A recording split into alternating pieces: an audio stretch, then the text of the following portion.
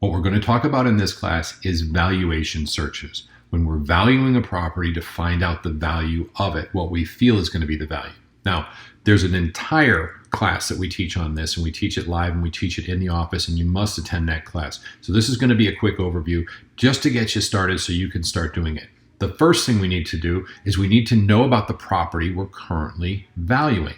So let's take a look at how we're going to do that.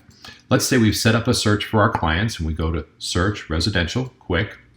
We're going to go with the active properties in our search because we've set up this search, and we're going to do a map search because that's always the most dependable. Y'all are probably getting to recognize this area. This is Cypress Springs, where I have owned a home for a long time. So I'll just set up a quick search around here just to get us going. Criteria on this one, because our client picked a criteria. They want a single family home and they have a budget $250 to $325. Probably sounds pretty familiar. Those are the 4 properties we currently had. Let's take a look at one of those. And we're going to use Cypress Trace this home. Let's pretend this is the home we're purchasing. So we've got this MLS printed up, and we know that it's a 3-bedroom, 2-bath property because it says right here, 3-bedroom, 2-bath. It does not have a pool. Awesome. We should see where it is on the map, so we take a look at it. Scroll on in. I would suggest as well, when you're looking at this, you want to get a good idea of what kind of map it looks like. And for that, in this, we have in our option up here, map or satellite. So, oh, this one's on the water. All right, that's good to know because that adds some value to it. And this one is on conservation. So all these are great, but these probably not as much because they back up to neighbors. You see how there's a difference between a water property backing up to neighbors and of course conservation. So I'll go back to my map search. It's up to you on what you choose to. I now know where it is, and this is the area I'm going to focus a lot of my energy on because this is within the community. Here's how appraisers work, and this is important. So when we're searching for a value of a property, we're not determining what somebody's going to buy and sell the home at, because the truth of the matter is we can't actually determine that unless we're planning on buying it ourselves. But what we can determine is that 90% of the properties that get sold, an appraisal comes with them. And that's relevant for properties that are about $700,000 and below. If it's higher than that, of course, they're usually more cash. But 90% of the properties we're going to deal with most of the time will have an appraisal. So we want to search our area and find similar homes that an appraiser has to use, must use, or should use, and come up with an educated guess of what properties an appraiser will use, and that's going to give us our address. And that's what we're going to do right now, so let's do this.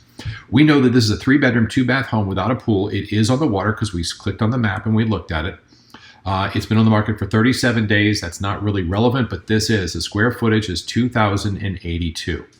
So back to our map. And we've identified this area, which is all of Cypress Springs. I happen to know this is Cypress Springs. By the way, if your map is a little bit wonky, you can actually put that blue dot and then pull your map down if you need to. See how I did that? There's a little blue dot that you could adjust right there. So I grab the blue dot and then pull it down. So I can make adjustments as you see fit on your map whenever you want to. Sorry about that. So I'm going to go back to my criteria. The property we have is a 3-2, 2,000 square feet. So here's the criteria: active, pending, and sold in the last 180 days, which is what an appraiser will use. My home is a single family, so I definitely want it to be a single family. I am no longer interested in the price.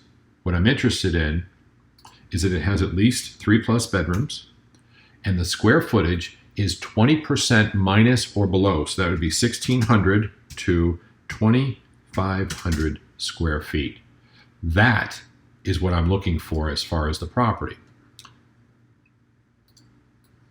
Let me get the price out of there. That's better. So now our criteria is going to pop up on the bottom.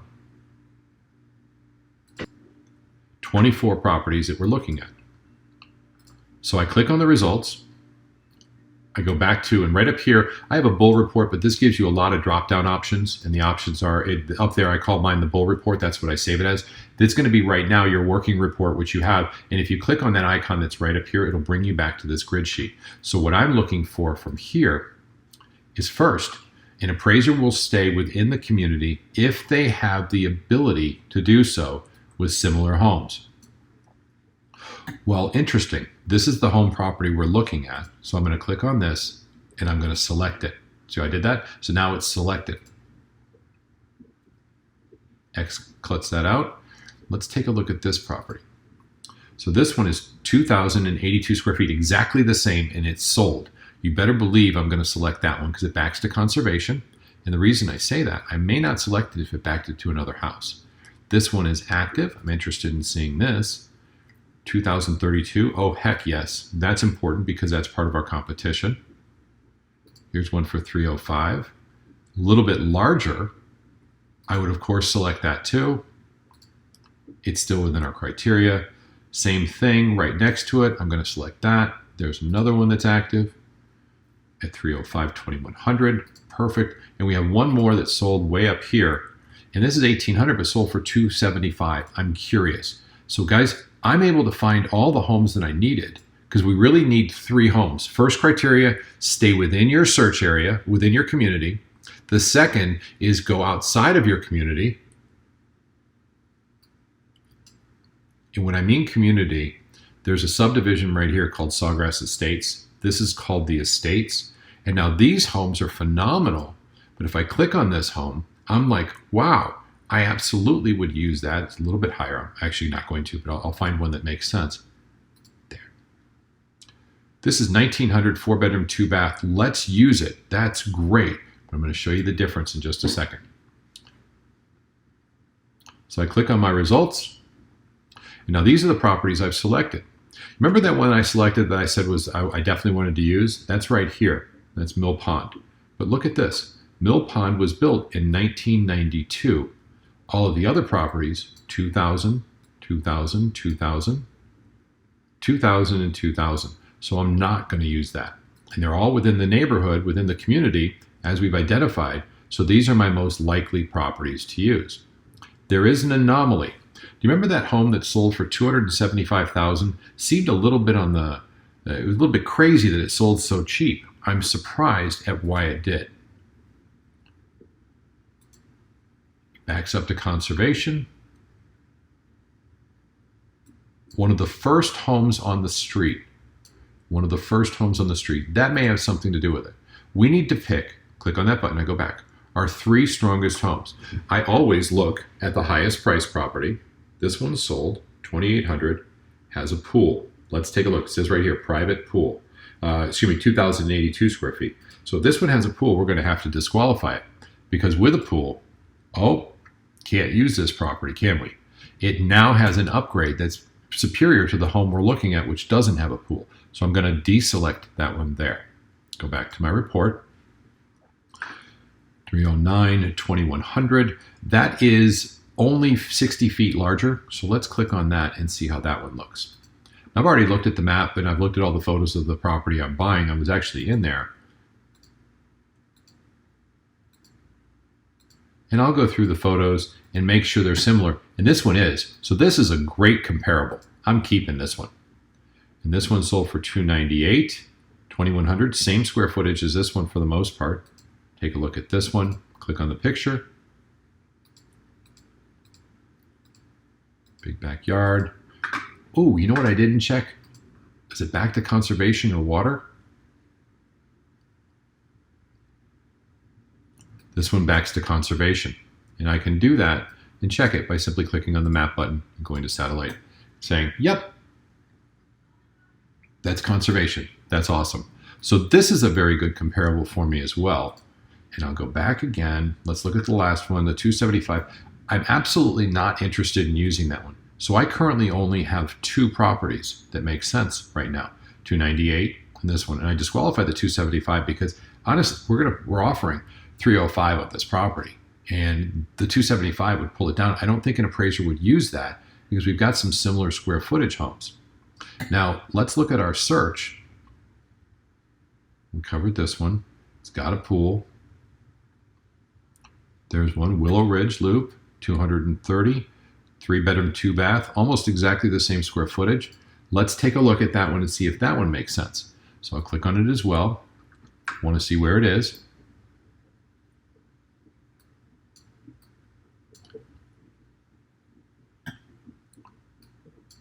This one does not back to conservation.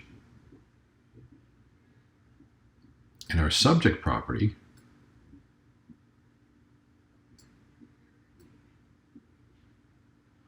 so this one actually was pulled in from the community further north.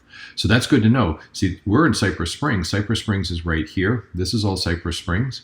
And because my search criteria was high enough, I pulled it in from the northern one. There's no way an appraiser will use that. I'm really glad we saw that. This is in Woodland Lakes. It's a completely different place, so we can't use that. Willow Ridge. Covered that. That's good. With a pool. Twilight, 1900. Okay, let's use that. That's our next best property. Actually, Sail Away. I'm going to go with Sail Away first. A little bit higher price. 2-story. An appraiser will disqualify that. They won't use it if they don't have to. So we'll go back to Sail Away. Or excuse me, to Twilight. 1-story. Back into conservation. If it is, we've got our property. Look at that. That's our home. We can use that one back to conservation. So at this point, click on our report. We'll do away with these. This property for $305 that's on the market that we decided to buy at 2,100 square feet, 2,150 square feet. Here are our comparables we're going to use that we feel an appraiser will use. 21, 19, 21. I want to go to the statistics, and I'll click on the tabular. The average sold is $2,093. The sale price is $388,088. This tells me that 305 is very, very close.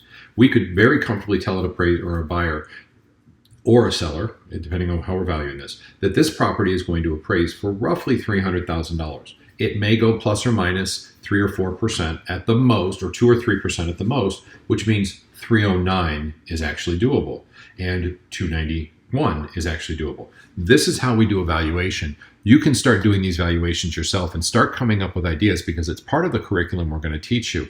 But this will give you a start on how to do those searches and at least get a background. And make sure you come to the class we're teaching because, guys, the class we're going to teach, we spend 2 hours diving into this, or an hour, excuse me, diving into this. It's extremely valuable. This is just a 10-minute overview. Hopefully it helped. Have an awesome day, and we'll talk to you soon.